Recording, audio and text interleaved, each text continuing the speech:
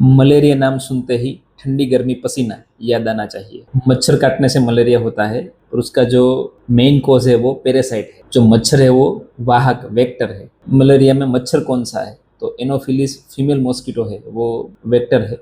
और जो पैरासाइट है वो है प्लाज्मोडियम स्पीसीज। प्लाज्मोडियम में 4 स्पीसीज मेन है, फाल्सिपेरम, वाइवेक्स, मलेरिया और ओवेल। मलेरिया और ओवेल रेयर या लेस कॉमन है।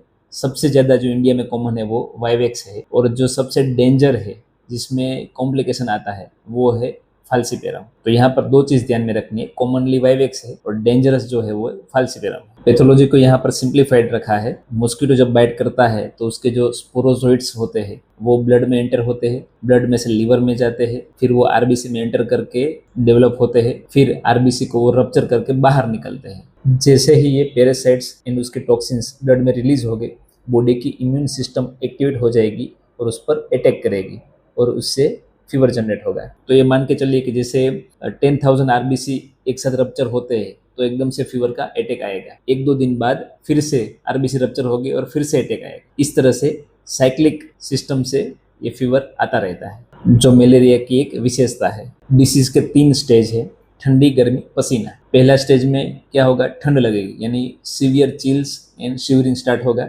1-2 घंटे बाद धीरे धीरे पेशेंट को फीवर ज़्यादा हाई हो जाएगा, उसके साथ हेडेक होगा, बॉडी एक होगा और टेम्परेचर रेज होगा, यानी गर्मी का स्टेज आ जाएगा। उसके 2-3 घंटे बाद एकदम से प्रोफ्यूज स्वेटिंग होकर, पसीना होकर फीवर डिक्रीज हो जाएगा। सिम्टम्स देखें तो फीवर, चिल्स एंड स्वेटिंग ये कॉमन है।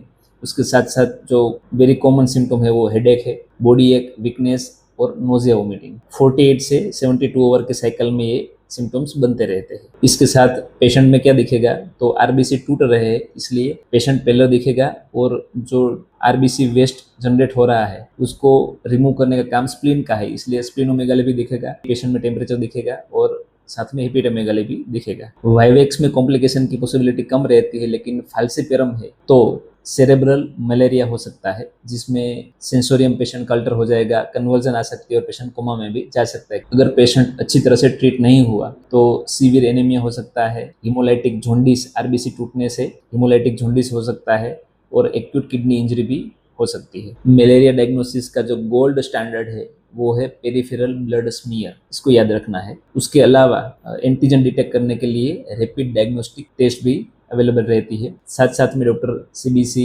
रीनल फंक्शन टेस्ट और लिवर फंक्शन भी देखेंगे। कई बार ऐसा भी होता है कि जो वाइवेक्स है वो लिवर के अंदर हिप्नोजोइड्स के रूप में डोरमेंट होकर पड़े रहेंगे, यानी वो इनएक्टिवेट होकर पड़े रहेंगे। फिर वो 1-2 वीक के बाद या कुछ मंथ के बाद या ईयर के बाद एक्टिवेट होकर फिर से डिसीज को जनरेट करेंगे। तो ये वाइवेक्स में रिलेप्स होने की पॉसिबिलिटी भी रहती है। मैनेजमेंट में 3 मेडिसिन के नाम आपको याद रखने हैं। वाइवेक्स में क्लोरोक्विन और प्रीमाक्विन है और फाल्सिपेरम में आर्टिमिथर की कंबाइंड थेरापी होती है। वाइवेक्स की ट्रीटमेंट पहले देखते हैं। तो क्लोरोक्विन 3 डेज तक देना है, फिर उसको बंद करके 14 दिन तक प्रीमाक्विन देना है, जिससे रिलेप्स होने की संभावना कम हो जाए। तो क्लोरोक्विन कैसे 3 दिन तक देना है? फर्स्ट डे में 600 mg का एक स्टेट डोज होगा, फिर 6 घंटे बाद 300 mg की एक टेबलेट दी जाएगी, फिर दूसरे और तीसरे दिन 600 mg वाली एक टेबलेट दी जाएगी। टोटल 3 दिन में 1500 mg का टोटल डोज क्लोरोक्विन का जाएगा। उसके बाद जो हिप्नोजोइड्स लीवर में पड़े हैं उसको क्लियर करने के लिए प्रीमाक्विन देना होता है। वो 50 mg की टेबलेट डेली एक टेबलेट देनी होती है 14 दिन तक कंटिन्यूअस। प्रेगनेंसी और G6PD के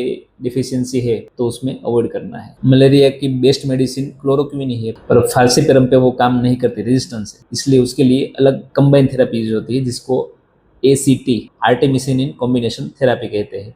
उसमें आर्टिमिथर के साथ अलग अलग कॉम्बिनेशन होते हैं। इंडिया में जो मोस्ट कॉमनली यूज होता है कॉम्बिनेशन वो है आर्टिमिथर प्लस ल्यूमेफेंट्रिन। जितने भी मॉडर्न डिसीज सिलेबस में है उसमें आप एक प्रोटोकॉल बना सकते हैं। जो मेन ट्रीटमेंट है उसके अलावा सपोर्टेड क्या क्या ट्रीटमेंट देनी है। जैसे फीवर है तो फीवर के लिए पैरासीटामोल देना है 500 से 650 mg 6 to 8 आवरली, फीवर के हिसाब से दे सकते हैं। पेशेंट को डिहाइड्रेशन हो रहा है तो ORS देना है या कोकोनट वाटर या फिर ओरल फ्लूइड देना है। वोमिटिंग हो रही है तो ओंडानसेट्रोन टेबलेट या इंजेक्टेबल फॉर्म में दे सकते हैं। अब इम्पोर्टेंट पार्ट आता है कि आयुर्वेदिक मैनेजमेंट कैसे करना है। सभी मॉडर्न डिसीज में आयुर्वेदिक मैनेजमेंट आपको कंपलसरी करना है। सभी डिसीज के नाम होना कंपलसरी नहीं है। ट्रीटमेंट जो आयुर्वेद में होता है वो क्लिनिकल पिक्चर के हिसाब से होता है कि पेशेंट की क्या कंप्लेन है, जब पेशेंट आता है तब उसके अकॉर्डिंग हम ट्रीटमेंट करते हैं, या फिर मॉडर्न में जो उसकी पैथोलॉजी और कॉम्प्लिकेशन दी है उसके हिसाब से हम एक प्रोटोकॉल सेट करते हैं। यहाँ पर मलेरिया है वो 2 दिन या 3 दिन के साइकिल पर फीवर जनरेट करता है, इसलिए इसको हम विषम ज्वर के अंतर्गत ले सकते हैं। और जो फाल्सीपेरम है उसमें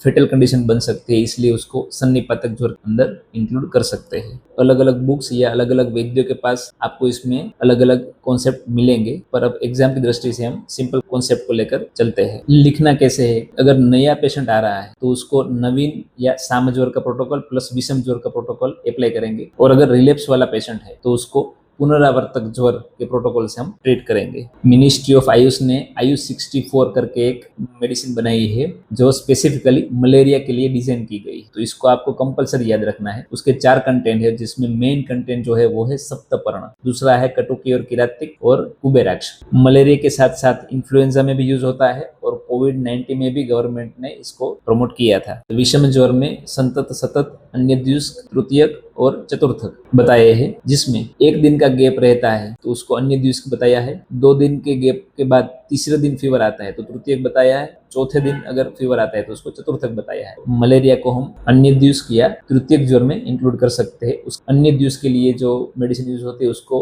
बोला जाता है मांसपाचक, तृतीयक के लिए जो यूज होती है उसको बोला जाता है मेदपाचक। उसके कंटेंट आप संहिता में से देख सकते हैं अगर आपको याद रखने हो तो, या फिर आप सिंपली नाम भी लिख सकते हैं। आरबीसी यहाँ पर रप्चर होते हैं, इसलिए आप उसमें रक्तपाचक भी ऐड कर सकते हैं। पेशेंट को नया फीवर है तो उसमें लंघन हमें कराना कंपलसरी है, क्योंकि उसमें उसको अग्निमांद्य और आम का फॉर्मेशन होगा, रसवह की दुष्टि होगी, तो लंघन से बेनिफिट मिलेगा। स्वेदन अगर कोल्ड और शिवरिंग का स्टेज है तो देना है, बाकी स्वेदन नहीं देना है। येवागु के जगह पर हम मुद्गयूष दे सकते हैं। और तिक्तरस तो सभी ज्वर में पाचन के लिए बेस्ट है, तो कोई भी ज्वर हो उसमें तिक्तरस कंपलसरी लिखना है। पेशेंट को हेडेक के साथ ज़्यादा नोजिया है तो सद्य शोधन थोड़ा सा हम दे सकते हैं। कषाय रस और दिवास्वाप आदि जो भी वर्ज्य बताए हैं वो सभी डिटेल में आपको यहाँ पर लिखना है। इसमें भी हमें तीक्ष्ण औषध को अवॉइड करना है, क्योंकि त्रिकटु, भल्लातक, गौमूत्र जैसे ज्यादा उष्ण तीक्ष्ण औषधि है उसमें आरबीसी ज्यादा ब्रेकडाउन हो सकते हैं, इसलिए अवॉइड करना बेटर है। तिक्त रस को कृमिघ्न भी बताया है, इसलिए जो प्रोटोजोआ का इन्फेक्शन है उसमें भी वो अच्छी तरह से काम करेगा। तो पूरे डिसीज को समराइज करते हैं तो मलेरिया प्लाज्मोडियम स्पीसीज से होता है। फीमेल जो एनोफिलिस मॉस्किटो है वो उसका वेक्टर है। लाइफ साइकिल क्या रहेगी, मॉस्किटो बाइट से स्पोरोजोइड से वो ब्लड में जाएंगे, लिवर में डेवलप हो गए, फिर आरबीसी के अंदर डेवलप हो गए, फिर आरबीसी को रप्चर करके प्रोटोजोआ और टॉक्सिन्स रिलीज हो गए और फिर फीवर जनरेट होगा। क्लासिकली 3 स्टेज है, पहले स्टेज में ठंडी, दूसरे में गर्मी और तीसरे में पसीना। डायग्नोसिस होगा पेरिफेरल ब्लड स्मीयर से। जो सबसे कॉमन स्पीसीज है वो है वाइवेक्स, और जो सबसे फेटल या डेंजरस स्पीसीज है वो फाल्सीपेरम है। वाइवेक्स की ट्रीटमेंट होगी क्लोरोक्विन 3 दिन तक और 14 दिन तक प्रीमाक्विन, और फाल्सीपेरम में जो आर्टिमिथर की कंबाइन थेरेपी है उसको यूज किया जाएगा। आयुर्वेद में आयुष 64 और सप्तपर्ण उसकी बेस्ट मेडिसिन आयुष मिनिस्ट्री ने बताई है। नया पेशेंट है तो एक्यूट कंडीशन में हम उसको नवीन या साम ज्वर प्लस विषम ज्वर के प्रोटोकॉल से ट्रीट करेंगे, और रिलेप्स वाला पेशेंट है तो उसको पुनरावर्तक ज्वर की ट्रीटमेंट देंगे, और तीक्ष्ण ड्रग उसमें अवॉइड करना है।